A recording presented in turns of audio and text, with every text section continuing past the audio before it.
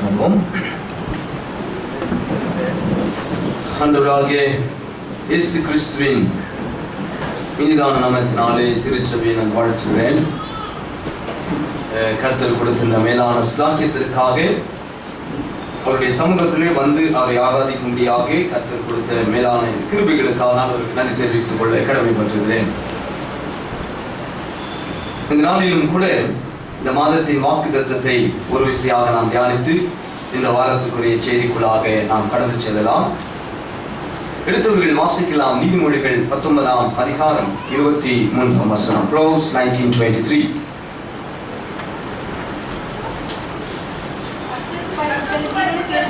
கர்த்தருக்கு பயப்படுதல் ஜீவனுக்கு ஏதுவானது, அதை அடைந்தவன் திருப்தி அடைந்து நிலைத்திருப்பான், தீமை அவனை அணுகாது. கர்த்தர் நமக்கு கொடுத்த ஒரு வாக்குத்தத்தம், இந்த மாதத்திற்குரிய வாக்குத்தத்தம் அருமையான ஐயா அவர்கள் போன 1ஆம் தேதி அவர்கள் கண்டிப்பாக சொல்லியிருப்பார்கள். நான் அதிகமாக விவரிக்க விரும்பவில்லை. இருப்பினும் வராதவர்களுக்கு இந்த வார்த்தை ஆசீர்வாதமாக இருக்கும் என்று நினைத்து ஒரு சில காரியத்தை சொல்ல விரும்புகிறேன்.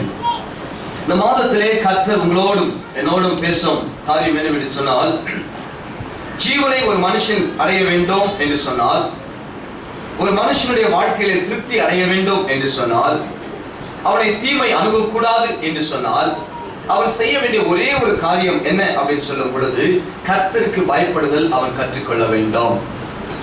கர்த்தருக்கு பயப்படுகிற ஒரு சுபாவத்தை, ஆட்டிடியூடை ஒரு நபர் தனக்குள்ளாக அவன் வளர்க்கும் பொழுது இந்த 3 ஆசீர்வாதங்கள் அவனை சாருகிறது என்று சொல்லி வேதம் சொல்லுகிறது. இன்றைக்கு நம்மை தீங்கு அணுகக்கூடாது என்று சொல்லி நினைத்தால் டெக்னாலஜி நம்மை பாதுகாக்கிறது கிடையாது. இன்ஃபேக்ட் டெக்னாலஜி நம்மை பலவிதமான சோதனைக்குள்ளாக நம்மை நடத்துவதை நாம் அறிந்திருக்கிறோம். நம்முடைய பணம் நம்மை பாதுகாப்பதில்லை. நம்முடைய பிள்ளைகள், பெற்றோர்கள் அல்லது நாம் யாரை நம்புகிறோமோ அவர்கள் நமக்கு பாதுகாப்பாக இருப்பது கிடையாது. வேதம் சொல்லுகிறது, கர்த்தருக்கு பயப்படுதல் என்ன செய்கிறது என்று சொன்னால் ஜீவனுக்கு ஏதுவானது. அதை ஆங்கிலத்தில் சொல்லும் பொழுது the fear of the Lord, the fear of the Lord leads to life. ஒரு மனுஷன் ஜீவனை கற்றுக்கொள்ள அடைய வேண்டும் என்று சொன்னால் இந்த ஒரு குவாலிட்டியை நம்முடைய பிள்ளைகளுக்கு பாவை கொடுக்கும் பொழுது பெற்றோர்களாக நாம் இந்த பயத்தையும் என்ன செய்ய வேண்டும், ஊட்ட வேண்டும். அப்படி ஊட்டும் பொழுது உங்கள் பிள்ளைகள், நம்முடைய பிள்ளைகள் அனைவரும் என்ன செய்கிறார்கள் சொன்னால் ஜீவனை அடைகிறார்கள், தீமை அவர்களை ஒருபொழுதும் அணுகாது. தலைகளை தாழ்த்தி ஜெபிப்போம். நேசிக்கிறேன் ஆண்டவரே, ஒவ்வொரு மாதமும் எங்களோடு பேசுகிறீர். இந்த மாதத்திலும் வாக்குத்தத்தத்திற்காக நன்றி. நீர் சொன்ன இந்த வாக்குத்தத்தம் எனக்குரியது, என் குடும்பத்துக்குரியது என்று நாங்கள் ஒவ்வொருவரும் உணர உதவி செய்யும். இதில் உள்ளான கருத்தை அறிந்து கொள்ள பரிசுத்த ஆவியானவரை நாங்கள் அழைக்கிறோம், வழிநடத்தும். மீண்டும் இந்த வாரத்திற்குரிய ஆண்டவரே தியானத்தை தியானிக்கையில் தூய ஆவியானவர் பேசும்படியாக நாங்கள் ஒருவரையும் குற்றப்படுத்தாதபடிக்கு, ஒருவனை வேதனைப்படுத்தாதபடிக்கு நீர் பேசும் வார்த்தைகளுக்கு செவி கொடுக்க உதவி செய்யும். நீர் பேசும் பொழுது நம்முடைய ஜனங்கள் திருப்தி அடைகிறார்கள். இயேசுவின் இன்ப நாமத்தில் ஜெபிக்கிறோம் பிதாவே. எடுத்தவர்கள் வாசிக்கலாம். ரோமருக்கு எழுதின நிருபம் 2ஆம் அதிகாரம் 1ஆம் வசனம். The epistles of Romans chapter 2 verse 1. ஆகையால் மற்றவர்களை குற்றவாளியாக தீர்க்கிறவனே, நீ யாரானாலும் சரி, போக்கு சொல்ல உனக்கு இடமில்லை. நீ குற்றமாக தீர்க்கிறவைகள் எவைகளோ அவைகளை நீயே செய்கிறபடியால் நீ மற்றவர்களை குறித்து சொல்லுகிற தீர்ப்பினாலே உன்னைத்தானே குற்றவாளியாக தீர்க்கிறாய். இன்றைக்கு நமக்கு டயசிஸ்ல கொடுக்கப்பட்டதான தலைப்பு, தேவனுடைய தீர்ப்பு நீதியும் இரக்கமும் உள்ளது. God's judgment is just and merciful is the theme that has given to us to meditate on this particular day. God's judgment is just and merciful. தேவனுடைய தீர்ப்பை குறித்து நாம் தியானிக்கையில் ரோமருக்கு எழுதின நிருபம் 2ஆம் அதிகாரத்திலே 11 வசனங்கள் நமக்கு கொடுக்கப்பட்டிருக்கிறது. 1ஆம் வசனத்திலிருந்து 11ஆம் வசனம் வரைக்கும் இந்த வசனங்களை நாம் தியானிக்கும் பொழுது அநேக காரியங்களை ஆண்டவர் நம்மோடு பேசுகிறார். அப்போ நாம் அதை தியானிப்பதற்கு முன்பாக இந்த புத்தகத்தை குறித்து, இந்த புத்தகம் எழுதப்பட்டதன் நோக்கத்தை குறித்து சுருக்கமாக சொல்ல விரும்புகிறேன். இந்த லெட்டரை குறித்து சொல்லும் பொழுது இந்த லெட்டருக்கு ஒரு சிறப்பு உண்டு. அது என்னவென்று சொன்னால், it is full of theology, இறையியல் போதனைகள் நிறைந்ததான ஒரு புத்தகம் அல்லது நிருபம் தான் ரோமருக்கு எழுதின நிருபம். அது மாத்திரமல்ல, இதை எழுதும் பொழுது அப்போஸ்தலனாகிய பவுலடியார் மிகவும் உன்னதமான ஒரு உத்தேசத்தோடு கூட, நோக்கத்தோடு கூட இந்த நிருபத்தை திருச்சபைக்கு எழுதுவதை நாம் பார்க்கலாம். இரண்டாவதாக, இந்த புத்தகத்தினுடைய தனி சிறப்பு என்ன அப்படின்னு சொன்னால், இந்த நிருபத்தை வாசித்ததான ஒவ்வொரு தேவனுடைய மனிதர்களுடைய வாழ்க்கையும் சரி, அவர்களுடைய தியாலஜிக்கல் கான்செப்ட் மாற்றம் அடைந்தது. அதன் அடிப்படையில் சொல்லும் பொழுது Saint Augustine, Calvin, John Calvin, Luther and so on, the theologians were attracted by the letters of Romans. Their thoughts were changed. இந்த வேதத்தை வாசித்ததான, இந்த அதிகாரத்தை வாசித்ததான நான் சொல்றதான இறையியலை ஆசிரியர்களுடைய வாழ்க்கை மாற்றம் அடைந்தது. குறிப்பாக லூத்தர் சொல்லும் பொழுது ஜஸ்டிஃபிகேஷன் பை ஃபெய்த் அப்படின்னு சொல்கிறார். 1ஆம் அதிகாரம் வீட்டுக்கு போய் வாசிங்க. ஜஸ்டிஃபிகேஷன் பை ஃபெய்த், ஒருவன் நீதிமான் அடைவது விசுவாசத்தினாலே அவன் ஒரு மனுஷன் நீதிமானாக மாற்றம் அடைகிறான் என்று சொல்லும் கான்செப்ட்ல எழுதுகிறார்.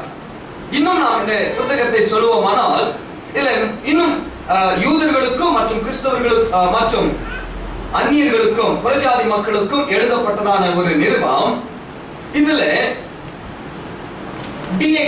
Carson and Douglas J. Moo என்கின்றதான நியூ டெஸ்டமென்ட் ஸ்காலர்ஸ் அவர்கள் என்ன சொல்கிறார்கள் இந்த புத்தகத்தை குறித்து? லூத்தர் சொன்ன வாசகத்தை அவர் சொல்றார் இன்ட்ரோடக்ஷன்ல.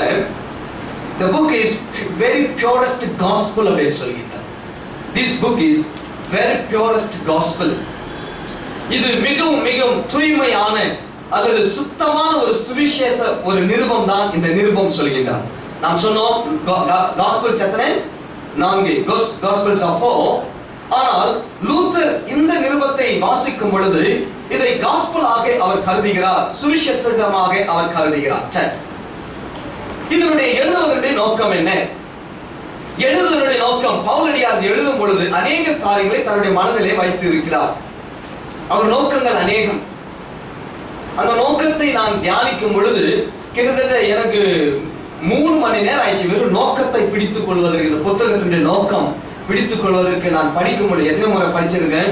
திரும்பவும் ஸ்காலர்ஸ்னுடைய தாட்ஸ் என்ன, நியூ தாட்ஸ் அப்படின்னு சொல்லும் பொழுது அந்த நோக்கத்தை புரிந்து கொள்ள வேண்டும் சொன்னா புரியாது. என்னன்னு சொன்னா, it has a multiple concept notions while he write or while he was writing to the people. அதுல 2 முக்கியமான நோக்கங்கள் சொல்கின்றார்கள். ஒன்று, பவுலடியார் தன்னை அறிமுகப்படுத்திக் கொள்கின்றார் இந்த சபைக்கு. ஏன் அறிமுகப்படுத்திக் கொள்கின்றார் அப்படின்னு சொல்லும் பொழுது பவுலடியாரை குறித்து 2 முக்கியமான கருத்து வேறுபாடுகள் உண்டு. என்ன அப்படின்னு சொன்னால், ஒன்று, Paul was an anti-law propagandist. இரண்டாவது, Paul was an anti-Jew. பால் மோசேயுடைய நியாய பிரமாணத்துக்கு விரோதமாக பிரச்சாரம் செய்கிறோம் என்றும் யூதர்களுக்கு விரோதமாக செயல்படுகிறோம் என்ற 2 கான்செப்ட் பவுலை குறித்து கேள்விப்பட்டபடினாலே அவர் யார் என்று சொல்லி அவரை குறித்து அறிமுகப்படுத்திக் கொள்கிறார். இன்னொரு ஆசிரியர் அவருடைய நோக்கம் என்ன அப்படின்னு சொல்லி இன்னும் எழுதும் பொழுது அவர் சொல்கின்றார், church were divided into groups அப்படின்னு சொல்கின்றார். In order to heal the division within the church at Rome, Paul was writing this letter. திருச்சபை அல்லது ரோமா திருச்சபையானது 2ஆக பிளவுபட்டது, 2ஆக பிரிந்திருக்கிறது. இந்த 2 குரூப்பை ஹீல் பண்ணுவதற்காக, குணப்படுத்துவதற்காக எழுதப்பட்டதான ஒரு நிருபம் தான் அது. அப்போ இந்த குரூப் யார் அப்படின்னு சொன்னால், one is strong group, the other one is weak group. ஒன்று திடகாத்தமான ஒரு குரூப், இன்னொன்று பலவீனமான ஒரு குரூப். திடகாத்தம், பலவீனம், இந்த இரண்டை குறித்து சொல்லணும் அப்படின்னா எதுல திடகாத்தம்? ஸ்ட்ராங் இன் ஃபெய்த், விசுவாசத்திலே திடனாக இருக்கிறவர்கள். இரண்டாவதாக எதிலே பலவீனர்கள்? விசுவாசத்திலே பலவீனர்கள். அப்போ விசுவாசத்திலே பலனுள்ளவர்கள் யார் அப்படின்னு சொல்லும் பொழுது, விசுவாசத்திலே பலனுள்ளவர்கள் Gentiles were strong in faith. அந்நியர்கள், புறஜாதி மக்கள் விசுவாசத்திலே பலனுள்ளவர்கள். இந்த கான்டெக்ஸ்ட்ல யூதர்கள் விசுவாசத்திலே பலவீனமானவர்கள். ஆகவே அவர்களுக்குள்ளாக கருத்து வேறுபாடுகள், அவர்களுக்குள்ளாக பிளவுகள் ஏற்பட்ட பொழுது இந்த சபையை சீர்படுத்தும்படியாக, இந்த சபையை குணப்படுத்தும்படியாக இந்த வார்த்தைகளை எழுதுகிறார் அப்போஸ்தலனாகிய பவுலடியார். இன்னும் நாம் பேசிக்கொண்டே போகலாம், நேரம் நமக்கு போதாது. அப்போ 2ஆம் அதிகாரத்திற்கு நாம் வரும் பொழுது அவர் சொல்லும் ஒரு காரியம் என்னவென்று சொன்னால், ஆகையால் அப்படின்னு சொல்லியிருந்தார். சரிதானே? 11 வசனங்கள். இந்த 11 வசனங்களை 3 தலைப்பின் கீழாக நாம் பிரிக்கலாம். முதல் தலைப்பு, முதல் வசனத்தை நாம் தியானிப்போம் என்று சொன்னால், the description about the attitude of judging others என்கின்ற தலைப்பின் கீழாக பார்க்கலாம். அல்லது மற்றவர்களை நியாயம் தீர்க்கிற குணங்கள் படைத்தவர்களை குறித்து ஒரு டிஸ்கிரிப்ஷன், விவரத்தை பார்க்கலாம். அது வாஸ் ஒன். இரண்டாவதான டிவிஷனை குறித்து நாம் சொல்லும் பொழுது டிஸ்கிரிப்ஷன் about God's judgment, ஆண்டவருடைய நியாய தீர்ப்பை குறித்து 2ஆம் வசனங்கள் 3ஆம் வசனத்தில் 5ஆம் வசனம் வரைக்கும் ஆண்டவருடைய நீதியை குறித்து நாம் பார்க்கலாம். மூன்றாவதான division, the subdivision topic about this is 6 to 10, 6 லிருந்து 10 வரைக்கும் the place of reward in God's judgment. தேவனுடைய நியாய தீர்ப்பிலே அவருடைய பலன்கள் என்ன, மற்றவர்களுக்கு அவர் கொடுக்கும் பலனை குறித்து நாம் பார்க்கலாம். இவர்கள் அனைத்தும் சொல்வதற்கு நமக்கு நேரம் போதாது. எனவே நீங்கள் தூங்காமல் கவனிக்க வேண்டிய காரியங்கள் என்னவென்று சொன்னால், 20 நிமிடங்கள் இந்த வார்த்தைகளுக்கு நீங்கள் செவி கொடுக்க வேண்டும். ஒன்று. இரண்டாவதாக, நீங்கள் எந்த ஒரு அசைவிலே போய்விடுவீர்கள் என்று சொன்னால், கொஞ்சம் கண்ணாசித்து கால் அடிச்சிட்டீங்கன்னா நான் சொன்னது உங்களுக்கு புரியாது. Very difficult theme, very difficult book to understand the concept of the Paul in writing to the Romans. ரோமர்களுக்கு எழுதின வார்த்தைகளை புரிந்து கொள்வதற்கு யாராலும் முடியாத ஒரு காரியம். இறை ஆசிரியர்கள் கூட அவர்கள் இன்னமும் சிந்திக்கிற ஒரு காரியத்தை குறித்து நாம் தியானித்துக் கொண்டிருக்கிறோம். ஒன்றாவதாக, shall we read in English verse chapter 2 verse 1 fast in English? Somebody in Sunday school. You therefore have no excuse. Somebody in Sunday school, loudly stand up and read fast. Yeah, stand up. You therefore have no excuse, you who pass judgment on someone else, for at whoever point you judge the other, you are condemning yourself, because you who pass judgment to the same things. Thank you so much. தமிழிலே நாம் வாசிப்போம். ஆண்களில் பின்னாக இருக்கிறவங்க, ஆண்களில் ஒருவர், 2ஆம் அதிகாரம் முதல் வசனம். ஆண்களில் கடைசியில் இருக்கிறவங்க, ஆகையால் மற்றவர்களை குற்றவாளியாக தீர்க்கிறவனே நீ யாரானாலும் சரி. சோ முதல் செஷனில் நான் பேசும் காரியங்கள் description about the attitude of judging others, மற்றவர்களை நியாயம் தீர்க்கிறதான குணங்கள் படைத்தவர்களை குறித்ததான விவரத்தை அந்த அதிகாரத்திலே ரொம்ப அழகாக சொல்கின்றார். So how does the attitude develop within oneself? மற்றவர்களை குற்றப்படுத்துகிறதான, மற்றவர்களை நியாயம் தீர்க்கிறதான குணங்கள் ஒரு நபருக்குள்ளாக எப்பொழுது வளர்கிறது, எப்படி வளர்கிறது, ஏன் வளர்ச்சியை பெறுகிறது அவனுக்குள்ளாக என்பதை குறித்து நாம் தியானிப்போம் என்று சொன்னால் அந்த வார்த்தையினுடைய கருத்தை நாம் புரிந்து கொள்ளலாம். So how does this attitude develop within oneself? ஒருவனுக்குள்ளாக இந்த குணங்கள் எப்படி வலுப்பெறுகிறது, எப்படி வளர்ச்சி அடைகிறது என்று சொன்னால், the first thing, developing the attitude of self righteousness. ஒரு நபர் மற்றவர்களை எப்பொழுது குற்றம் தீர்க்கிறதான குணங்கள் அவனுக்குள்ளாக பெருகுகிறது அப்படின்னு சொன்னால், மற்றவர்களை குறித்து அல்லது தன்னை குறித்துதான ஒரு செல்ஃப் ரைச்சியஸ்னஸ், சுயநீதியை சார்ந்திருக்கிறவன், தான் சுயமா, தான் நீதிபரன், என்னிடத்திலே குற்றமில்லை, I am perfect, I am alright அப்படின்னு சொல்லுகின்ற ஒரு நபர் எப்பொழுது இந்த ஆட்டிடியூட் தனக்குள்ளாக வளர்த்துக் கொள்கின்றானோ அவனும் என்ன செய்கிறான் என்று சொன்னால், மற்றவர்களை நியாயம் தீர்க்கிறதான குணங்களை தனக்குள்ளாக வளர்த்துக் கொள்கிறான். ஒன்று.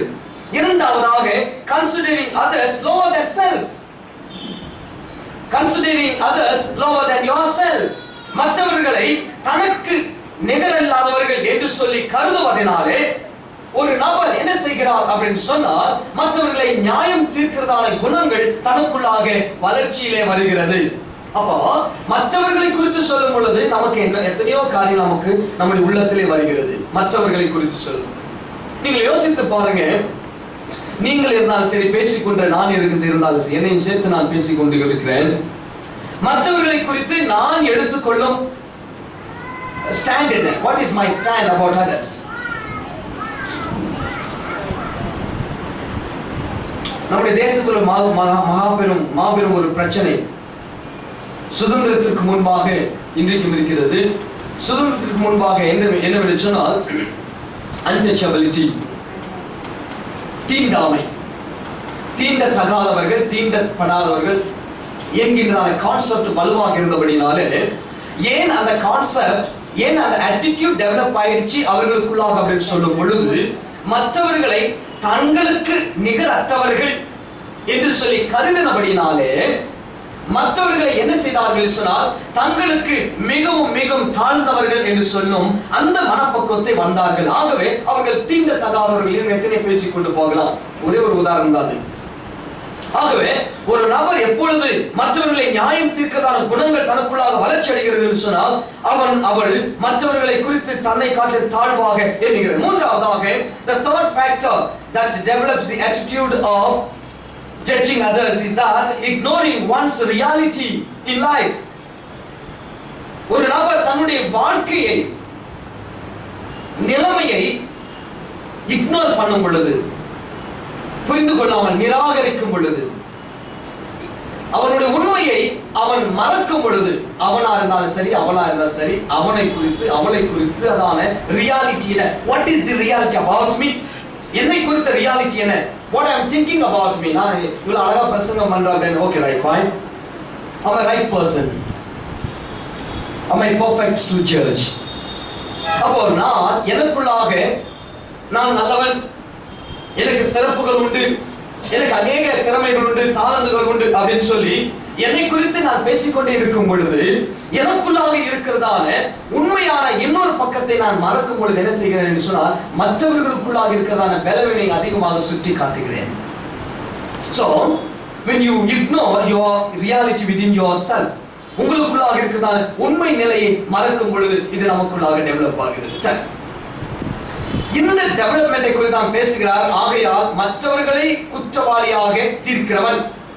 ஏன் தீர்க்கிறான் அப்படின்னு சொன்னால், ஏன் தீர்க்கிறாள் அப்படின்னு சொன்னால், this is the attitude it's developing within self. இந்த இரண்டாவது வருஷத்திலே நாம் பார்ப்போம், நீ யாரானாலும் சரி போக்கு சொல்ல உனக்கு இடமில்லை. There is no excuse for you. இந்த பகுதியிலே God's judgment or God's warning, ஆண்டவருடைய judgment, ஆண்டவருடைய warning குறித்து பேசுகிறார். First thing, there is no partiality in God's judgment. ஆண்டவருடைய நியாய தீர்ப்பிலே partiality கிடையாது. அதை தான் சொல்கிறார். ரொம்ப கடினமான செய்தி. எனக்கு தெரிகிறது, நீங்க சில பேர் தூங்கிட்டு இருக்கீங்க, சில பேர் ஏன் இந்த செய்தி எதுக்கு, எனக்கு தான் பேசுறாரா, வேற செய்தி நல்லா இருக்குமே. I'm sorry, I'm helpless to work it out. Today's topic as well as the theme is like that. God's judgment is just. ஆண்டவருடைய நியாயத்தில் நீதி உள்ளது அப்படின்னு சொல்லும் பொழுது நீ யாரானாலும் சரி அப்படின்னு சொல்லிட்டார். நீ யாரானாலும் சரி என்கின்ற வார்த்தைக்கு அநேக அர்த்தங்கள் உண்டு. ஆனால் ஒன்று மாத்திரம் தெளிவுபடுகிறது. என்னவென்று சொன்னால், அவருக்கு வெள்ளையும் சரி கருப்பும் சரி ஒன்று அப்படின்னு சொல்கின்றார். அவன் மேம்பட்டவன் சரி தாழ்த்தப்பட்டவன் ஒன்று என்று சொல்கிறார். படித்தவன் சரி படிக்காத முட்டாள் அவர் ஒன்று என்று சொல்கின்றார். அல்லது பண்புகள் உடையவன் அல்லது பண்பாற்றவன் அல்லது நல்ல ட்ரெஸ் உடைகளை அணிந்து கொள்கிறவன், உடைகளே இல்லாத எல்லாருமே சரி அப்படின்னு சொல்கின்றார். அவர் எல்லாரும் ஒரு இடத்திலே கொண்டு வந்து நிற்கும் பொழுது நீ யாரானாலும் சரி அப்படின்னு சொல்லி பேசிக் கொண்டிருக்கிறார். Dr. John G. Mitchell, an evangelist radio speaker, while he writes in his book The Commentary on Romans, அவர் சொல்லும் பொழுது there are 4 people addressing. Paul was addressing to the four people in this verse. Paul அடியார் 4 விதமான குரூப்பை குறித்து பேசுகிறார் அப்படின்னு சொல்கிறார். முதல் குரூப் moralist, இரண்டாவது குரூப் religiousnist, மூன்றாவது குரூப் ஜென்டைல்ஸ், நான்காவது group juice. I repeat it, moralists, religionists, Gentiles and Jews. இந்த நான்கு குரூப்பை ஒட்டுமொத்தமாக சொல்லும் பொழுது நீ யாரானாலும் சரி. Moralist என்ன? Moralist, you know what is moral? Moralist, what is moral? Come on, someone from the choir. Girls, what is moral? Have you ever taught in your school? I have been taught in school. உங்களுடைய ஸ்கூல்ல நீங்கள் இதை படித்தீர்களா? Do you have a subject about moral? நான் படித்த school Holy Cross Matriculation School. I cannot forget. Run by a Christian, a pastor, Mr. I.K. Dasan. அதை நான் மறக்கவே முடியாது. அந்த ஸ்கூல்ல total population, total population எவ்வளவு அப்படின்னு சொன்னா first to 7th standard hardly 100 குள்ள தான் இருப்பாங்க. ஸ்கூல் வந்து ஒரு 1000 சதுர அடிக்குள்ள தான் இருக்கும். என்னுடைய கிளாஸ்ல வந்து 7 பேர் தான் class strength. 7 people were there. one among them. அதுல அவர்கள் நடத்தின ஸ்கூலுடைய சிஸ்டம் என்னன்னு சொன்னா ஆரம்பத்துல ஸ்கூல் ஸ்டார்ட் பண்ணும் பொழுது முதலாவதாக சாம்ஸ் வாசிக்கணும். இரண்டாவதாக pledge, India is my country, all Indians are my brothers and sisters என்பதை வாசிக்கணும். மூன்றாவதாக நியூஸ் பேப்பர் வாசிக்கணும். நான்காவதாக moral science அப்படின்னு சொல்லி ஒரு சப்ஜெக்ட்ல அவர்கள் படிக்கணும். நான் சொல்றது பெருமையா சொல்லல. I was considered as a brilliant student that time. Okay. I was considered as a brilliant student that time. They gave me the privilege to conduct this what is that, the first session of parade. So நான் வந்து கையை இது பண்ணி எல்லாரும் சொன்னாங்க I have to say the people will recite what I say. Now India is my country, you know, எல்லாம் வந்து கையை நீட்டி India is my country, all Indians are my brothers and sisters, all my country. அப்போ இதை வாசித்த பிறகு the first sessionல என்ன இருக்கும் அப்படின்னு சொன்னா moral science. Moral science உடைய டெக்ஸ்ட் புக் உங்களுக்கு தெரியுங்களா? Do you know what is the text book of moral science? In my time, during my time, my school days till 7th, the textbook for moral science, Psalms, the book of Psalms. Book of Psalms தான் எங்களுடைய வாத்தியார், எங்களுடைய principal mister ஐகே தாசன் எடுத்துட்டு அந்த அதிகாரத்துல தான் எங்களுக்கு என்ன செய்வார்களா? Brahmins girls were my classmates, all high caste, low caste, all studied with me. We all compelled to learn moral science. So, moral science படிக்கிறவர்கள் அதை ஃபாலோ பண்ணும்போது மாரலிஸ்டாக மாறுகிறார்கள். நீதி நெறி, நல்லது கெட்டது, தீமை, இப்படி நல்லது தீமை என்கின்றதான கோட்பாடுகள் உடையவர்கள் எல்லாமே ஒரு நல்ல காரியம் செய்ய வேண்டும் என்று சொன்னால் நல்லது தீமை என்கின்ற கான்செப்ட்ல போகிறவர்கள். அவர்களிடத்துல என்ன இருக்கும் அப்படின்னு சொன்னா தாங்கள் எல்லாமே நல்லதை செய்யறவங்க, மற்றவர்கள் தீமை செய்கிறவர்கள் என்கின்ற கான்செப்ட் உடையவர்கள் இவர்கள். ரிலிஜியனிஸ்டை குறித்து நாம் சொல்லும்போது மதவாதிகள் அவர்களுக்குள்ளாகவும் தங்களுடைய மதத்தின் சிறப்புகளை பிடித்துக் கொண்டு தங்களுடைய மதத்தில் சொன்ன நற்காரியங்கள் மாத்திரம் தான் விசேஷித்தது, எனவே நாங்கள் சிறந்தவர்கள். சரி, இதை ரெண்டு குறித்து மாத்திரம் பேச விரும்புகிறேன், அது மேல கவனம் சொல்லவில்லை. யூதர்கள் அதைத்தான், ஜென்டைல்ஸ் அவர்களும் அதைத்தான் பேசுகிறார்கள். அப்போ காட்ஸ்னுடைய வார்னிங் இந்த ஜட்ஜ்மெண்ட்ல சொல்லும் பொழுது என்ன சொல்கிறார்கள் சொன்னால் there is no partiality அப்படிங்கிறார், எல்லாரும் சமம். இரண்டாவதாக அந்த ஜட்ஜ்மெண்ட்ல அவர் சொல்லும் பொழுது இரண்டாவதாக என்ன சொல்கிறார் அப்படின்னு சொன்னால் நீ யாரானாலும் சரி, போக்குஸ்ல உனக்கு இடமில்லை. வாசிங்க யாராவது this side can read someone. போக்குஸ்ல உனக்கு இடமில்லை. வாசிங்க. நீ குற்றமாக தீர்க்கிறவைகள் எவைகளோ, போதுமா, நீ குற்றமாக தீர்க்கிறவைகள் எவைகளோ அப்படின்னு சொல்லுகின்றார். அப்போ நீ குற்றமாக தீர்க்கிறது என்ன? நீ எதெல்லாம் குற்றப்படுத்துகிறாய்? பைபிளை திறந்திருந்தால் தான் இந்த செய்தி உங்களுக்கு புரியும். நீங்கள் என்னோடு இருந்தால் தான் இந்த செய்தி உங்களுக்கு புரியும். நீங்கள் தெளிவாக இருக்க வேண்டும். நீங்கள் குற்றப்படுத்துவது என்ன? What is your accusation on others? 1 2 3 நீங்கள் கணக்கெடுத்து சொல்லும் பொழுது மற்றவர்களை குறித்து நீங்கள் அநேக காரியங்களை என்ன செய்கிறோம்? என்னைய சேர்த்து I am not excluding myself, it includes me. We have that attitude. ஆனா இந்த இடத்துல இவர்களுடைய மெஷர்மென்ட் என்ன? So the second theme here is this, measured by the same measurement அப்படின்னு சொல்லியிருந்தார். தமிழில யாராவது ஒருத்தர் வாசிங்க 1ஆம் அதிகாரம் 29ஆம் வசனத்திலிருந்து 31ஆம் வசனம். Read chapter 1 29 to 31. எல்லாம் கவுண்ட் பண்ணுங்க, உங்க விரல வச்சு கவுண்ட் பண்ணுங்க, அவங்க வாசிப்பாங்க. தெளிவா வாசிங்கம்மா. அவர்கள் சகலவித அநியாயத்தினாலும் வேசித்தனத்தினாலும் குரோதத்திலும் பொருளாசையினாலும் குரோதத்தினாலும் பொறாமையினாலும் கொலையினாலும் வாக்குவாதத்தினாலும் வஞ்சகத்தினாலும் வன்மத்தினாலும் ஓகே புறங்குறுகிறவர்கள் அவதூறு பண்ணுகிறவர்கள் தேவ பகைஞர் அகந்தை உள்ளவர்கள் வீம்புக்காரர்கள் பொல்லாதவைகளை யோசிக்கிறவர்கள் ஓகே பெற்றோருக்கு கீழ்ப்படியாதவர்கள் உணர்வில்லாதவர்கள் உடன்படிக்கைகளை மீறுகிறவர்கள் சுபாவ அன்பில்லாதவர்கள் இணங்காதவர்களால் இரக்கமில்லாதவர்கள். ஆக மொத்தத்துல நான் கவுண்ட் பண்ணும் பொழுது more than 23 accusations on others. more than 23 23க்கு மேல நீங்க வீட்டுக்கு போய் வாசிங்க. மற்றவர்களை எப்படி குற்றம் தீர்க்கிறோம் அப்படின்னு சொன்னால் இதன் அடிப்படையிலே நாம் குற்றம் தீர்க்கிறோம். Okay, we judge others. இந்த வசனத்தை வாசிக்கும் பொழுது நான் ரொம்ப பயந்தேன். இதை வாசிப்பதற்கும் இதை பிரசங்கம் பண்ணுவதற்கு நான் தகுதியா அப்படின்னு சொல்லி முதல் கேள்வி எனக்குள்ளாக வந்தது. என்ன அப்படி சொல்றீங்க அப்படின்னா, இந்த 23 வார்த்தைகளில நானும் ஒரு இடத்துல நின்று கொண்டிருக்கிறேன். எனக்கும் ஒரு இடம் அங்க இருக்கிறது. ஏதோ ஒரு இடத்துல நானும் சிக்கி தவிக்கிறேன்.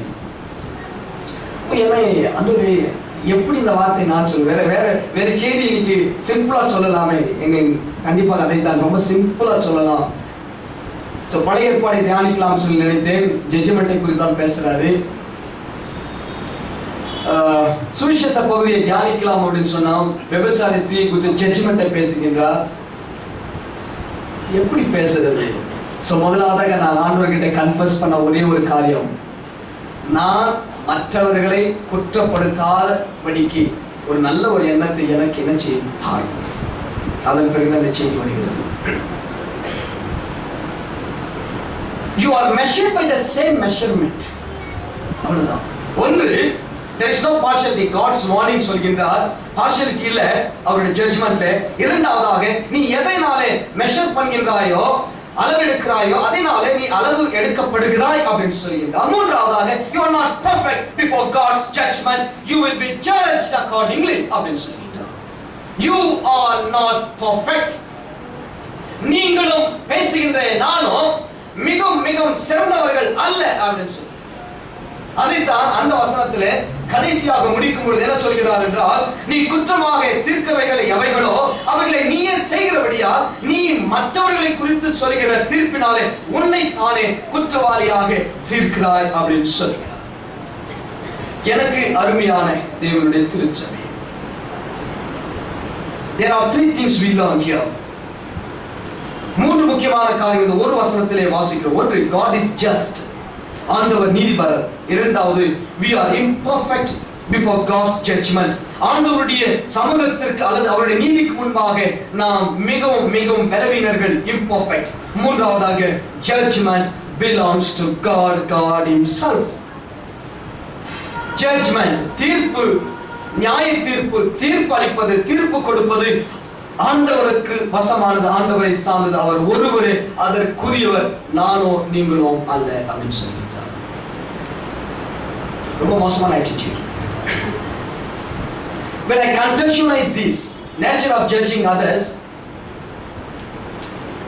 as lot of defects, அதை கான்டெக்ஸ்டுவல் பண்ணும் பொழுது ஜட்ஜ்மெண்ட் சொல்கின்ற இந்த நேச்சர் எனக்குள்ளாக இருக்கும் பொழுது அதனுடைய எஃபெக்ட் ஃபேமிலியில இருந்தாலும் சரி, சர்ச்சில் இருந்தாலும் சரி, 4 காரியங்கள். It will leads to division. Judgement கொடுங்களேன். ஜட்ஜ்மெண்ட் உங்களுடைய ஃபேமிலியில ஒருத்தருக்கு நீங்க ஜட்ஜ்மெண்ட் கொடுங்க, தீர்ப்பு சொல்லுங்க. இவன் உதவாதவன், இவள் இவ்வளவுதான், இனிமே மேல வரமாட்டான் அப்படின்னு சொன்ன பிறகு அவள், நீங்கள் உங்க மகளா சொல்லியிருக்கலாம், அண்ணன் பிள்ளைகளா சொல்லியிருக்கலாம், உங்களுடைய ஃப்ரெண்ட்ஸா சொல்லியிருக்கலாம். அவ்வளவுதான் அப்படின்னு சொன்ன பிறகு, இப்படிப்பட்டவங்க தான் அப்படின்னு சொன்ன பிறகு அவங்களுக்கும் உங்களுக்கும் என்றைக்குமே என்ன வராதுன்னு சொன்னால் உறவு ஏற்படாது. It gives a division. உங்களுடைய மகள் ஒரு குறைபாடுள்ள மகளாக இருப்பாள் என்று சொன்னால், அவளிடத்தில் அநேக குறைகள் இருக்கும் அப்படின்னு சொல்லி நீங்கள் சொல்லுவீர்களானால், அந்த குறைகளை சரி செய்வதற்கு மறந்துவிட்டு அவளுக்கு நீ ஜட்ஜ்மெண்ட் கொடுப்பாய் என்று சொன்னால், அவள் என்றைக்கும் உனக்கு மகளாக ஆகவே மாட்டாள். Write it in your heart. உங்களுடைய இருதயத்தில் எழுதிக் கொள்ளுங்க. ஏனென்று சொன்னால், என் மகளை குறித்து என் மகனை குறித்து நான் கொடுத்த தீர்ப்பு அப்படிப்பட்டது. அவர்கள் என்றைக்குமே நம்முடைய ரிலேஷன்ஷிப்ல டெவலப் ஆகவே மாட்டாங்க. இது பெற்றோர்களுக்குள்ளாக நடக்கிற காரியம். இரண்டாவதாக, it loses friends and family members. இந்த attitude என்ன செய்கிறது சொன்னால், நண்பர்களை இழக்க செய்கிறது. குடும்பத்தில் ஒருவரை நீங்கள் இழப்பீர்கள், கண்டிப்பாக இழந்திருக்கிறீங்க, இன்னமும் இழப்பீங்க இந்த attitude இருந்தால். சொல்ல ரொம்ப ஈஸி, ஒரு கடினமான ஒரு போதனை. Very difficult, very difficult. நம் அனைவரும், including me, we lost our friends, we lost our family members. நம்முடைய நண்பர்களை இழந்தோம், நம்முடைய குடும்பத்தில் ஒருவரை நாம் இழந்து விட்டோம். இந்த attitude. 4, you will lose yourself finally. கடைசியாக உங்களை நீங்கள் இழக்கிறீர்கள். Number 3, 4, finally it will stir up God's wrath. மற்றவர்களை குற்றவாளிகள் என்று சொல்லும் பொழுது ஆண்டவருடைய கோபாக்கை நம்மில் நாம் என்ன செய்கிறோம்? குவித்துக் கொண்டிருக்கிறோம். எனக்கு அருமையான திருச்சபையே, God's judgment is just. ஆண்டவருடைய நியாய தீர்ப்பு நீதியுள்ளது, அது இரக்கமுள்ளது அப்படின்னு சொல்கிறார். அந்த நியாய தீர்ப்பு அந்த நியாய தீர்ப்பை குறித்து சொல்லும் பொழுது முதல் வசனத்திலே ஒருவனுடைய மற்றவர்களை நியாயம் தீர்க்கிறதான சுபாவம் ஒருவனுக்குள்ளாக எப்படி வளர்கிறது என்று சொல்லி பார்த்தோம். அதுல ஆண்டவருடைய ஜட்ஜ்மெண்ட் வார்னிங்ஸ் என்ன அப்படின்னு ஒரு வசனத்துல பார்த்தோம். அதை கான்டெக்சுவலைஸ் பண்ணும் பொழுது குடும்பமா இருந்தாலும் சரி, சமுதாயமா இருந்தாலும் சரி, திருச்சபையா இருந்தாலும் சரி, அதனுடைய பின்விளைவுகள் என்னவென்று சொல்லி நாம் 3-4 காரியங்களை பார்த்தோம். In conclusion, I would say, if we start judging others, we have no time to love others. I repeat it. If we start judging others, we have no time to love others. மற்றவர்களை நியாயம் தீர்க்கிறதான காரியத்திலே நாம் ஈடுபடுவோம் என்று சொன்னால், மற்றவர்களை நேசிக்கிறதான குணங்கள் நமக்குள்ளாக வருவதற்கு நேரம் இருக்காது. The universal concept of Jesus is that love your enemies. It is not judge your enemies. உன்னுடைய விரோதியை நீ என்ன செய்ய வேண்டும்? இயேசு கிறிஸ்துவின் போதனையில் what is the best concept? Love your enemies, neighbors. Not judge your neighbors and not judge your enemies. இது போதனை அல்ல. போதனை என்னவென்று சொன்னால் love. தலைகளை தாழ்த்தி செபிப்போம். மீண்டும் 2 காரியங்கள். Description of God's judgment, the place of reward in God's judgment, will be studied later if God will. Let us pray. எங்களை நேசிக்கிறோம். முதலாவதாக எனக்கு சொன்ன வார்த்தை, என் சகோதரனிடத்திலே என்னுடைய attitude எப்படி இருக்கிறது, என் தாயார் இடத்திலே, என் கூட பிறந்தவர்கள், என்னுடைய மனைவி, என் பிள்ளைகளிடத்திலே, என் நண்பர்களிடத்திலே, திருச்சபையின் பிள்ளைகளிடத்திலே என்னுடைய attitude, judging attitude எப்படி இருக்கிறது என்று பேசினீர். எனக்கு உணர்த்தின சத்தியத்திற்காக நன்றி. நான் கீழ்ப்படிகிற எண்ணத்தை எனக்கு தான். உங்களுடைய பிள்ளைகளுக்கும் நீர் பேசினீர். அவர்களுடைய attitude, மற்றவர்களை ஜட்ஜ் பண்ணுகிற attitude எப்படி இருக்கிறது, அவருடைய மனைவியிடத்திலோ, கணவனுக்கு மனைவி, மனைவிக்கு கணவன், பிள்ளைகள் பெற்றோர், பெற்றோர் பிள்ளைகளுக்கு, நண்பர்கள், திருச்சபை பிள்ளைகளிடத்திலே இருக்கிறதான attitudes எப்படி இருக்கிறது. இந்த attitudeனால நாங்கள் பெற்றுக்கொண்ட லாபம் என்ன, அடைந்த நஷ்டம் என்ன? திருச்சபையில் பவுலடியார் மூலமாக எழுதின உன்னதமான ஒரு காஸ்பல் சுவிசேஷம், தீர்ப்பு உன்னுடையதல்ல, it's laid in the hands of God. ஆண்டவருடைய கரத்திலே கொடுக்கப்பட்டிருக்கிறது. நானும் நீங்களும் அவருக்கு முன்பாக நிற்கிறோம் என்று சொன்னதற்காக சொல்கிறோம். தொடர்ந்து உங்கள் வார்த்தைகளுக்கு செவி கொடுக்கும். இயேசுவின் நாமத்தில் ஜெபிக்கிறோம் பிதாவே.